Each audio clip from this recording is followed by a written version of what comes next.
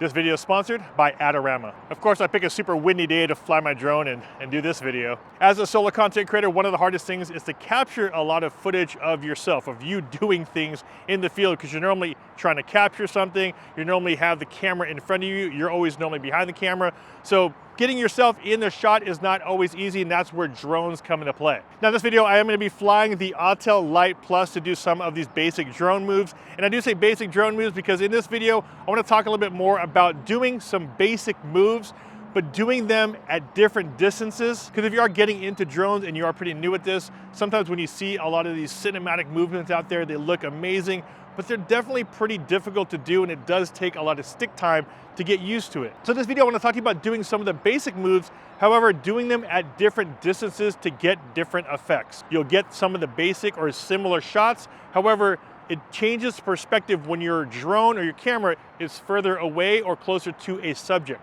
So in this video, I just wanted to show you guys some basic moves that you're able to do, especially if you are new to drones and just getting familiar with how to fly using the sticks, but show you guys what the subject looks like or what you might look like at different distances while you're doing these moves. And before we jump into those moves, a quick word from today's sponsor, Adorama. If those aren't familiar with Adorama, Adorama is one of the largest online retail stores that sells all type of electronics, including cameras, lenses, lighting equipment, instruments, and these right here, drones from all the major brands. And the one thing I do like about Adorama is that they always have different package deals. So if you're looking at getting a drone, sometimes they will have custom packages that include a bunch of other accessories, a landing pad, new filters, cases, and things like that. Also, if you haven't checked out their used section, they have a ton of gear in their used section, and not necessarily always used. It just might be a basic open box, but at least all of that discount gets passed over to you. So if you're looking at getting some new gear, a new drone, a new camera, a new lens, new lighting equipment, make sure to check out those links down below for some of the best deals and offers